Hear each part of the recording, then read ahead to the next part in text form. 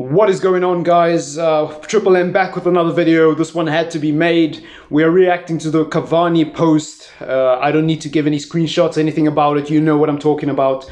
Cavani with the racial slur after the goal that he scored. He posted a story on Instagram. The post has now been deleted and since been removed. And yeah, he basically said the N-word in, I don't know what language they speak in Uruguay, but yeah, he said the N-word and, everybody's making a big deal of it, and rightfully so, I think, because I think there is an element of this that is very, very confused by a lot of people. You know, I've seen a lot of people going, oh, snowflake mindset, and other people going, oh, give him a 3-match ban, blah, blah, blah, blah, blah. And you basically have these two sides, right? You have this one side saying, Edison Cavani, it was fine in his country, what's the problem? He didn't mean it that way. And you have this other side saying, the problem is it's offensive, so therefore he should get banned and he should be punished. And, as a black person, I understand the impact of that word. Obviously, I'm not African American, so I don't understand the full scope of it in that sense. But this isn't an African American incident. This was in the UK, and football is a global thing. So obviously, racism is a global thing, and racial issues are a global thing. So we all understand it. People of color all understand these things, and we all, I think, can relate to it to some degree. And look, so where do I stand? Where does TripleM stand on this? I don't think Cavani meant it in that way, because Edison Cavani is a Manchester United player, and as such, I believe in him as a footballer. I believe he knows what's right. I believe he knows what's wrong. If he did mean it in that way, I believe he has the capacity to change and educate himself. The post has obviously been removed, so somebody has obviously seen that this is a problem, and therefore some sort of accountability has been taken. I don't know if he's apologized or released a statement, but I will say this. Racism is a difficult topic to cover. But there's one thing I always say to my mother, and I always say to all my family members who are much older, from the older generation, who are a little bit more sensitive to these things depending on what part of the world you come from. It's a difficult topic to tackle because on the one hand, you have this completely different view from the point of view of the people you perceive as the oppressors. So obviously, when a white person says something like, oh, it's snowflake mindset, it doesn't come across the right way because they are white. And the person in this post we are talking about also happens to have white skin. So it seems like, from a certain angle, and I'm not saying it is that way, but it just seems that way, like they're defending something that we all can clearly see is wrong, right? And then from the other point of view, you feel like people don't really care. And that's where Black Lives Matter came from. Black Lives Matter is not a movement against white people. It's not a movement against Indian people. It's not a movement against colored people. It's a movement to say that, hey, we don't feel like all lives are equal, because if they were, shit like this wouldn't happen. So therefore, we are saying black lives do matter, and they matter just as much as every other life, yes.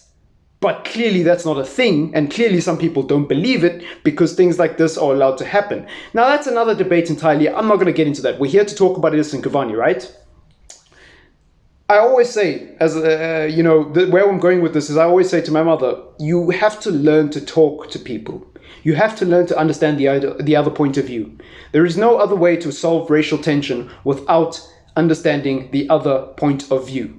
Cancel culture doesn't solve anything.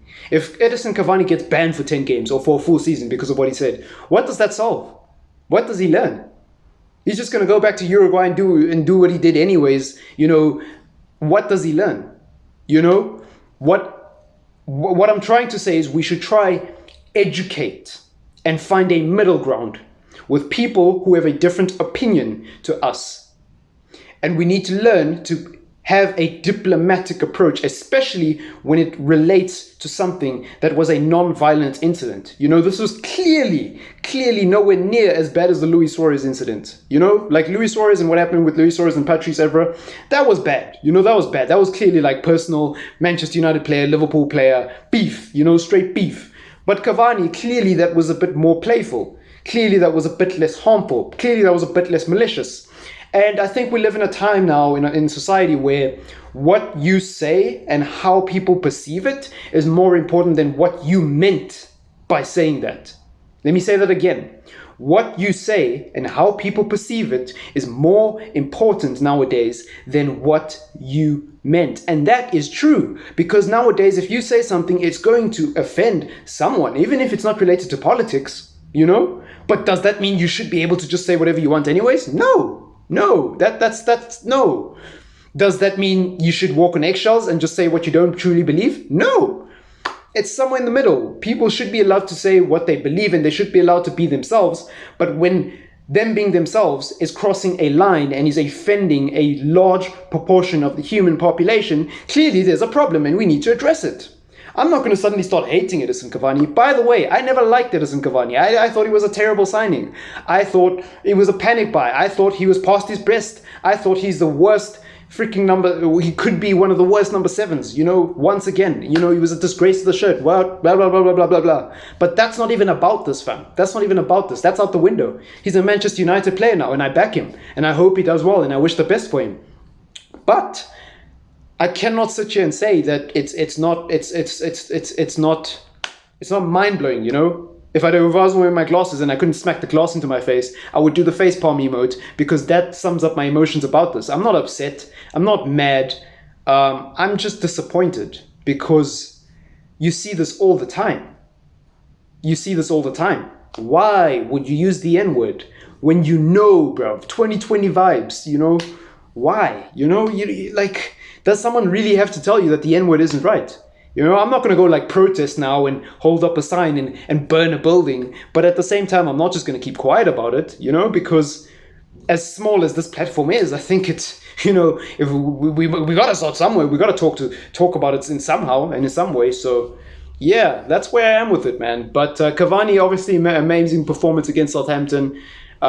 This is I would say this is more than just a blemish on that performance. I would say that this has actually kind of ruined that performance and kind of made it pretty bad, you know. But yeah, I don't know, man. It's a shame. Manchester United coming back from 2-0 down and winning a game of football. It's no longer the focal point or where the attention is. It's now about something that could have easily been prevented, and it's just unfortunate, man. It's just unfortunate because, you know, I never really want to be making videos like this. You know, these are not comfortable topics, but we have to talk about it, because if we don't, then, you know, people just operate in this blind area and you have this sort of snowball effect, and it all just comes crashing down when things get too tense, you know?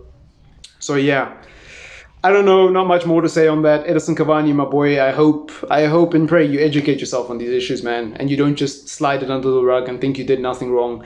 And you know, all these people saying snowflake mindset, bro, whatever. You've probably never been in a situation where prejudice has been used against you. You've probably never been in a situation where somebody's been racist to you. You don't know how it feels like. You don't know how it feels like, you know, to be treated a certain way because of the color of your skin, and to have certain negative stereotypes influence the way people treat you. You know, so whatever. Snowflake. If I'm a snowflake, fine. Snowflake FC, fam. Rip my team. You know, but anyways, I hope you did enjoy that video. Please do leave a like on it and do subscribe. Awkward topic, but it had to be done. And yeah, let's see where this goes from here. You know, I don't know if he will actually get a ban, you know, as people are saying, but we'll just have to wait and see. You know, because we've seen this before in football. You know, it happened with Luis Suarez and Patrice Evra, and that never got resolved. And Luis Suarez has actually never even apologized up to this day, which is messed up.